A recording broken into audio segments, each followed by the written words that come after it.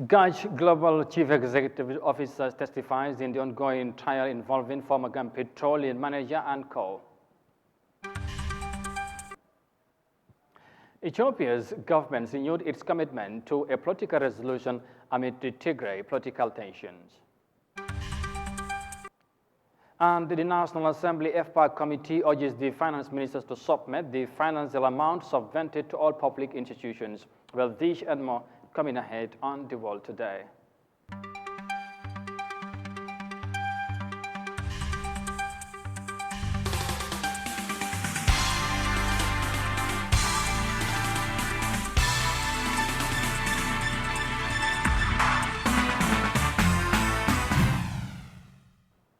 This is Eyeafrica TV and you are watching The World Today News Bulletin. Many thanks for joining us. I am Amadou Kante, and now the news in detail. Now, the founder and CEO of Gaj Global Company on Tuesday commenced testimony in the 8-count charge of the economic crime trial involving former general manager of Gambia Petroleum, Sehu Jammeh, and the former operations manager, Lamin Gassama. Now, the duo had since denied of any wrongdoing. Mafuji Sise is following the proceedings, and he now tells us more in this report. Testifying before the crowded court, Mr. Jawara explained that someone had recommended the former operation manager, Lamin Gassama, to him when he was looking for a tender. He said after dealing with Mr. Gassama to prepare a tender document for him, Gassama later informed him that he had prepared the said tender document, but that it should be signed by the former general manager, Sehu Jammeh, which was not done even after several follow-up. Mr. Jawara said when he spoke with Mr. Jammeh directly on phone about the tender document, confirmed to him that the document is on his desk and assured that it will be signed and sent to him. He also told the court that he sent his driver to pick the tender document from the former general manager Jammeh, and when he received it, he filed and presented it an hour before the expiry of the deadline, and he was awarded the contract, which he competed with one businessman who shows interest. According to him, as soon as he was awarded the contract, the fuel prices were increased by the Gambia government, leaving him in a dilemma. He said Sehu Jammeh told him that his bargaining was not a good price. Jawara informed the court that Mr. Jammeh later visited him at his office, where Jammeh introduced one Senegalese to him, and Jammeh urged said Senegalese to help him, Jawara, since Jawara is new in the business and knows not much. Mr. Jawara told the court that he also informed Sehu Jammeh that Khadijatu Kebe will be dealing with them on his behalf, since he is a regular traveler. The said tender document was admitted by the court as Exhibit P72. For Eyeafrica News, I am Mafuji Sise. We will keep you abreast with all the developments regarding the ongoing trial of the two former Gambia Petroleum staff. Now, moving on, schools authorities in the Chinese capital, Beijing, have put in place new COVID-19 protocols at the examination centers as college students prepare for their exams. Now, the students are expected to be tested before entering the examination hall, and any student's temperature that is higher than the 37, degrees will be isolated. Here's more details of that in this report. I'm now at one of the examination sites in Beijing, and this is the only way in and out for both students and administrators. Everyone who passes through the gate will have their body temperatures taken automatically by a non-contact thermometer. This is the first step to get inside the venue. A day before the exam, test takers have submitted their negative PCR test result within 48 hours, green health code, and 14-day travel history to avoid a bottleneck. Hand sanitizers and tissues are available outside the classrooms, and these rooms and corridors will be thoroughly disinfected after each exam. 大家现在看到的呢是一个常规的、正规的正式考场。 What you can see now is a regular exam room where there are 30 seats. Usually, each exam room has 2 vigilators. But this year, 2 more are added in case a COVID-19 infection occurs in an invigilator's neighborhood. 2名正式监考员，2名备考监考员。 The principal says there were also 3 backup rooms like the regular ones for students under special conditions. For example, someone who keeps coughing and could affect other examinees. And even candidates have a fever when entering the site, they can still take the exam under the epidemic prevention requirements. After all, every student wants to see the 12 years of hard work pay off. 那么当考生进入考点，体温超过37.3度。 If a student's temperature reads higher than 37.3 degrees Celsius more than once, he or she will be taken to an isolated exam room, which is in a different building from others. Invigilators will put on protective gear, and the exam papers will be thoroughly disinfected before being sealed. This is the third year that the Gaokao is overshadowed by COVID-19. The principal says Beijing has learned from the previous ones. Facing the more contagious Omicron variant, the capital has set up areas in all exam venues for students and working staff to have PCR tests every day during this session. Beijing has nearly 100 such examination sites, and the city has also set up special exam rooms in designated hotels, medical observation centers, and even hospitals for students who are under quarantine or receiving treatment. All these is to ensure that every registered candidate can take the exam in a safe environment. Continent from the report in China. Now, the Ethiopian government says it is open to a peaceful negotiations to end the conflict in the Tigray region after meeting with the African Union special envoy to the Horn of Africa. Now, the government has, however, expressed concerns that the rebel group is preparing to wage another attack. Now, the ceasefire in the affected area has allowed international organizations such as the WFP to deploy more humanitarian aid to the affected people. Here's more details of that in this report. The AU Special Envoy for the Horn of Africa, Olusegun Obasanjo, has met with Ethiopia's Prime Minister Abiy Ahmed and the leadership of the Tigray People's Liberation Front, the rebel group in the country's north. Abiy Ahmed's government says it is still open to an African Union-led peace process. The posture of the Ethiopian government still is a posture of wanting peace, wanting the normalization of people's lives that have been disrupted as a result of this conflict. So facilitating this process, as you know, any kind of peace process is long. It's not simple, it's a complex process. It has multi-layers as well. So at this point, the Ethiopian government is engaging with full commitment. But the government is now raising concerns over claims that the rebel group is preparing for another offensive. If TPLF is amping up the war drums again, as it has been doing over the past few weeks, this is going to be at the expense of citizens, within the Tigray region and farming communities who have been affected by the COVID-19 pandemic, who have missed around in that, and then due to the conflict in the past year and a half, have missed farming seasons as well. So this instigation of violence again would really tremendously affect the farming cycle within the region as well. As the conflict in the country's north has dragged on, so have the humanitarian needs increased. The Prime Minister's office insists that an indefinite truce that it declared earlier in the year is allowing more aid into the Tigray region, where the UN estimates over 6 million people need humanitarian assistance. The WFP says in April and May, it delivered over 1,000 truckloads of food supplies, reaching about 350,000 people. Aid agencies say the pace of food supplies entering the Tigray region is still slow, and more needs to be done to achieve the 100 trucks per day target. The UN claims there are still blockades that have caused fuel supply shortages, making it hard for aid to reach people in parts of Tigray. And that report there is coming from the Ethiopian capital, Addis Ababa.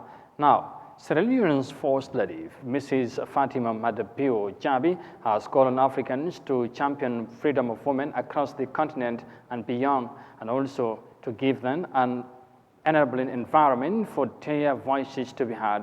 She made this remark on Saturday at a press conference held at the local hotel in Kololi. Aissatou Kujabi has more details of that in this report. After her invitation and recognition by African International University, West Africa, The First Lady of Sierra Leone, Her Excellency Fatima Jabi-Bayo, was honored an honorary degree of Doctor of Human for her outstanding humanitarian and philanthropist intervention across the globe. Speaking at a press conference on Saturday, Madam Bayo highlighted on the launch of the free sanitary pads distribution campaign as an offspring of Hands of Our Girls campaign and to complement the free equality education initiative of the Madam Bayo-led government in Sierra Leone. Because of that, we are able to now give out free sanitary pads to girls. And we're giving free sanitary pads to girls because we realize that girls are struggling when they see their menstruation.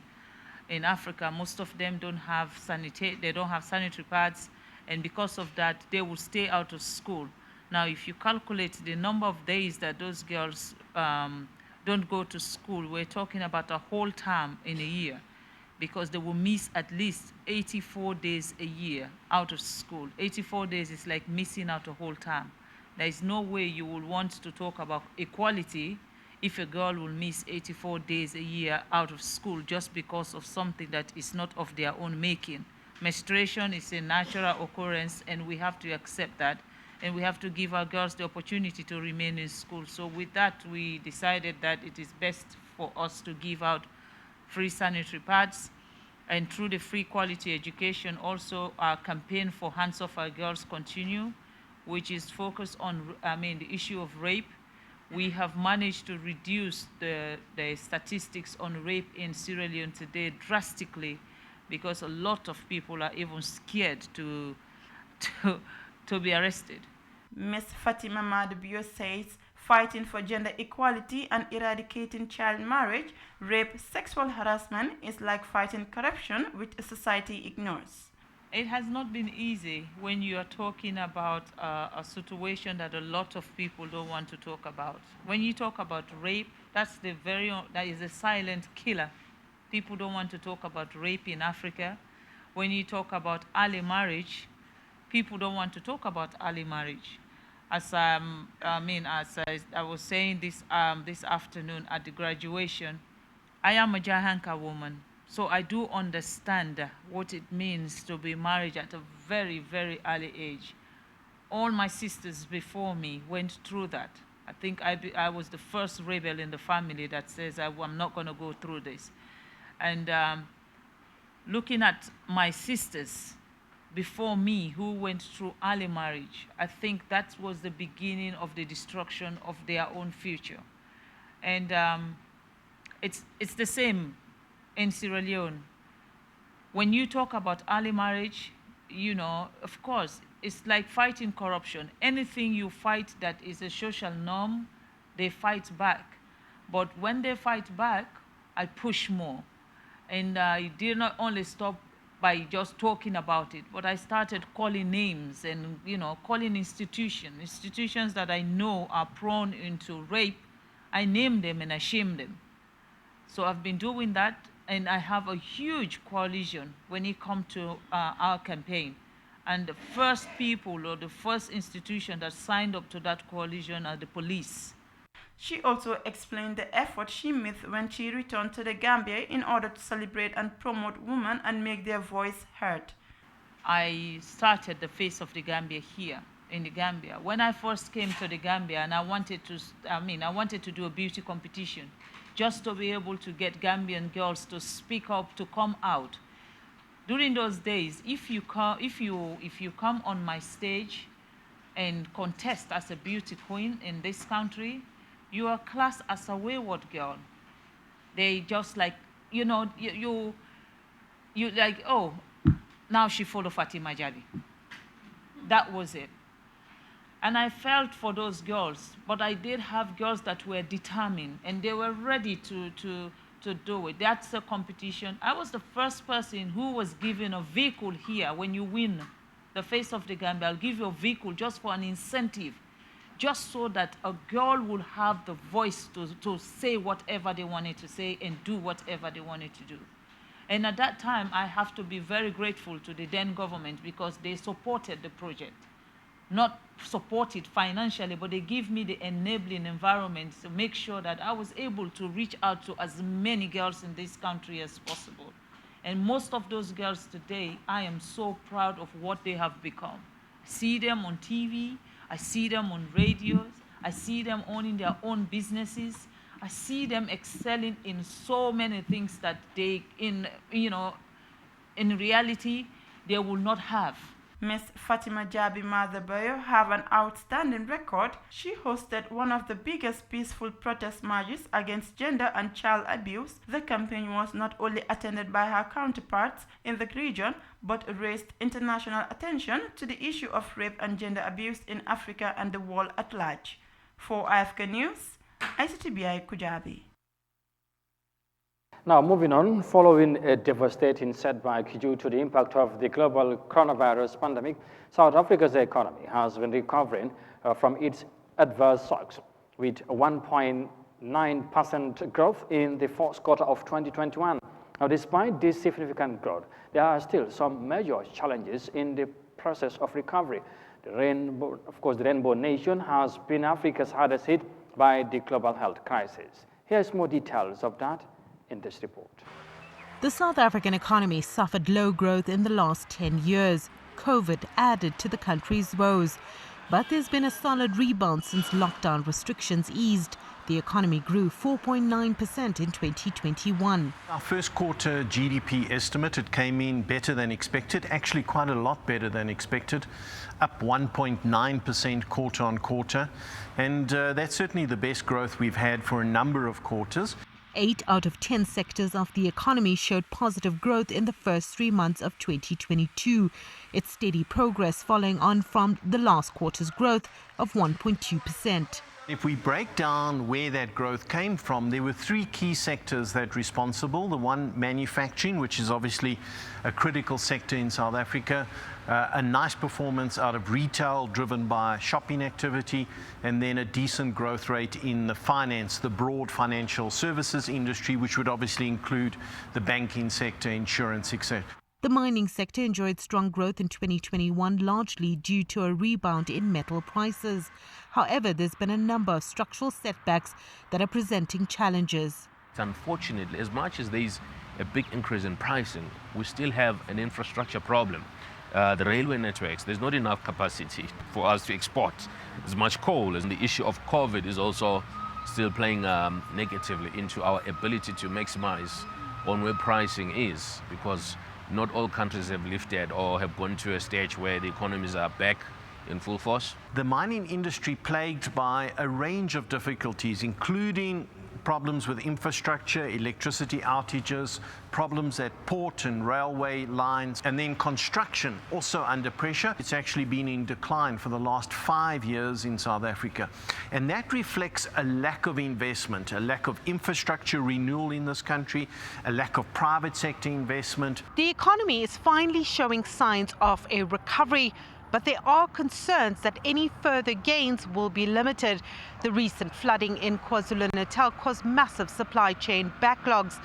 The province is home to the Durban port, one of the largest and busiest container terminals in Africa. The ripple effect of the Russia-Ukraine conflict will also start eating away at any progress made thus far. Oil prices are pushing up inflation. The Reserve Bank has already raised rates 3 times this year, with more hikes on the way. And that report there from South Africa takes us to the break. Stay with us, we'll be right back.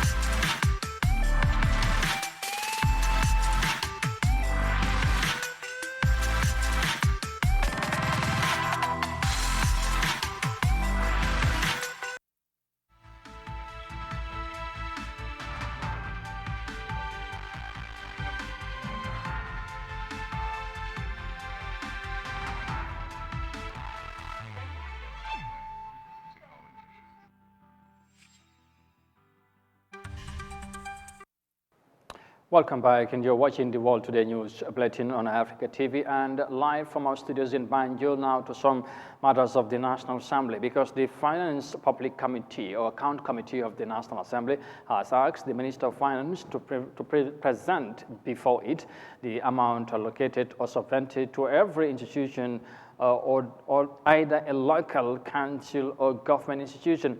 Now, the committee also warned institutions that that are 5 years behind time in presenting their financial statements and audit reports to submit their, of course, presentations, saying some institutions are not complying with the auditors, and that has to stop. Let's have more details of that in this report by Mafuji Sese. Ministries of Education, Interior, Health and Justice, local councils and agencies that did not appear on the committee's Tuesday sitting have been advised to appear on Friday to work on their report. The committee also reminded institutions that it will no longer accumulate reports in June and July, and institutions that is found wanting will be dealt with. The Finance Public Account Committee was presenting its rules and responsibilities to ministries. Hamad N. Keba, Minister of Tourism and Culture, drew the attention of the committee to the clause that ministers should lay the audit report before the Assembly and to send reports to all institutions that indicate who reports to PAC, PEC, and FPAC. I think there is an oversight that this committee needs to look into. That is, who you need to clarify in general the difference between PAC and the FPAC. No, but I believe some of these institutions, by their acts, their activities should be laid by the Honorable Minister for the National Assembly. And what I see happening, not all of them will go to their bed. It says the ministers shall lay before the National Assembly or annual activity report of the institution.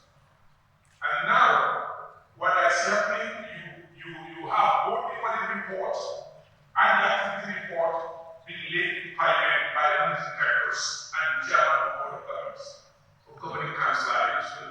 I think it's important that we visit some of these acts and see where it says the ministers are laid, and then the ministers are laid before the Assembly and be debated and report to Parliament generally the activity of the institution, nothing to do with the audited accounts. Honorable Alajimbo stressed that the preparation of the report is not on auditors, but on the institutions, adding that the law is the law, that the audit report should be presented 3 months before the FPAC after the end of the year. We have institutions that are actually very close to being compliant with the law. That's the Constitution and the Public Finance Act. But we also have some institutions, for some unknown reasons, they've been behind by more than 5 years, and we cannot accept that anymore. Now, we also have institutions that come to us and say they have issues in getting auditors. But again, that's the responsibility of the Auditor General. But what we have also seen during the course of the 5 years, we've seen institutions not being cooperative with the auditors. They will make queries, and it takes you 7, 8 to 10 months or sometimes 1 year to respond to those queries. We cannot accept that. However, we are aware that we may have some issues getting auditors to audit accounts, but we must also remember one thing. The preparations of the account is the responsibility of the institution, not the auditor. That must be very clear. The auditor just comes and looks at your financial statements, what you have prepared, and make an informed decision on what is available, what you have given them. So the responsibility of the preparation is the responsibility of the institution and not the auditor or the Auditor General. Both the Vice President and Finance Minister raised some queries. Just to put it in context, the current engagement with governments, both the fund and the bank, very concerned that the vital legislation like this was left unattended for 2 years. And we're taking it from ourselves and assure them that we're doing it for expedite this certification. So we need your assistance as a committee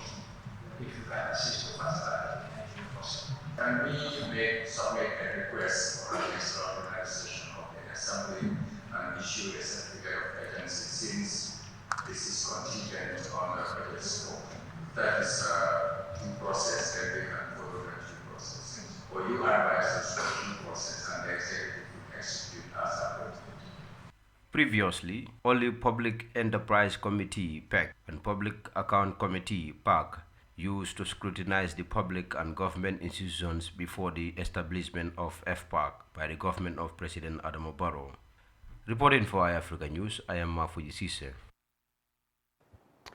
And from the report there on matters of the National Assembly, moving on, a total of 179 students graduated from the American University West African last Saturday when held at the Kairaba Beach Hotel. This is the 6th graduation ceremony of the university since it was licensed in the country, bringing the total of number of graduates to 400 and of course 49 students. Asatubia Kujabi has the details in this report.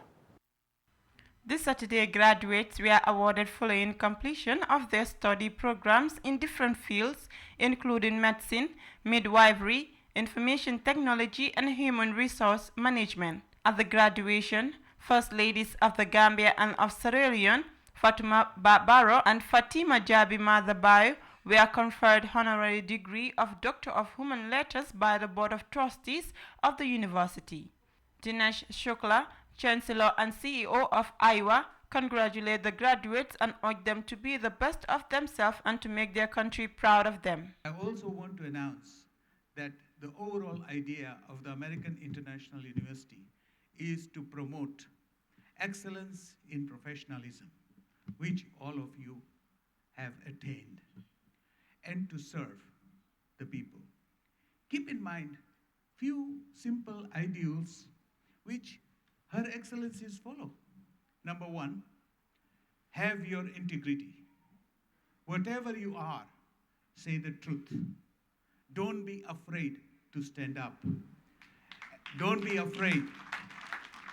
Don't be afraid to tell the truth. And above all, you are ambassadors of American International University. Do good to this world, to this beautiful country, to this beautiful continent, and to the world at large.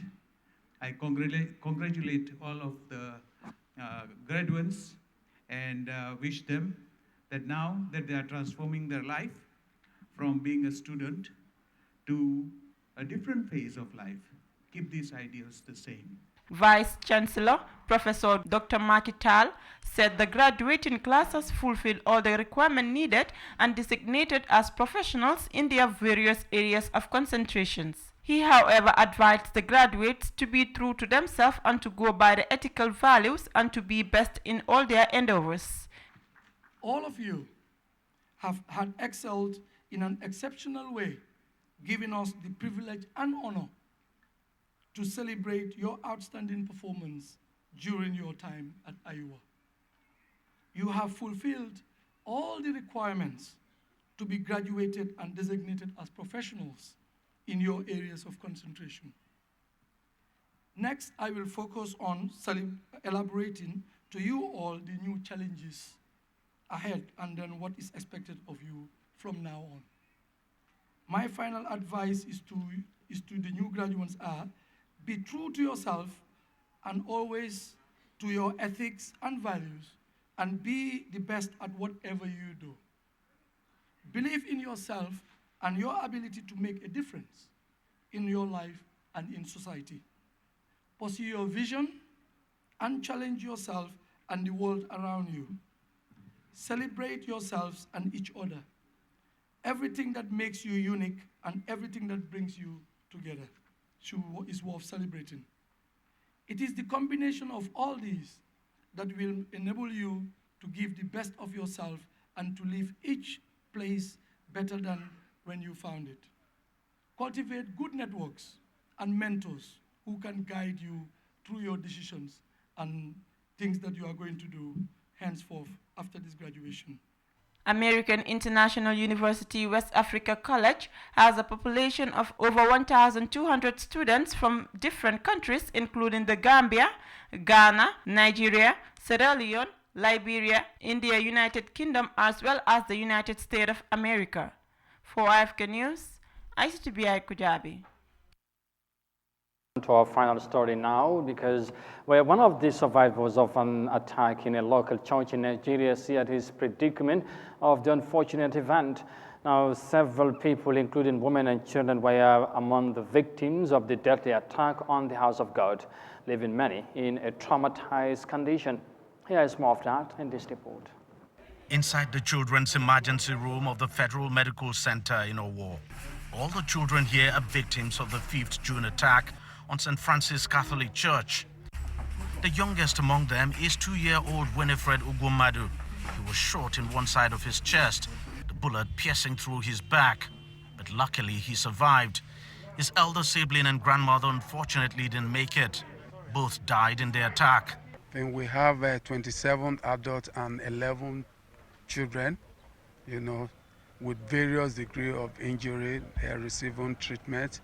At the church, the priest and the people are still trying to come to terms with the tragedy that has befallen their religious community. It's really difficult to describe in detail the level of brutality that was unleashed right inside this church. Most of the people who were killed here were just ordinary folks. So many people were dead before we could come out from that place. I met 2 people, 2 dead body here, 2 dead body here, 2 dead body here, just like all over. It was a shocking story. I could not sleep last night. Many were not as lucky. They were brutally murdered by the gunmen right inside the church. And the gunmen also used improvised explosive devices in their killing spree. These personal items of their victims scattered all over the church, and the bloodstains left behind are a clear sign of the carnage that took place inside this house of God. That's sad and very fortunate report there from Nigeria. And just a quick update before we go on Gambia's game today against Congo on the 2023 AFCON qualifier. The Scorpions have lost against Congo by a goal to nil, and we'll bring you more details of that in our subsequent news editions or other programs right here on Eyeafrica TV. But for now, many thanks for the pleasure of your company. Thanks for watching, and bye for now.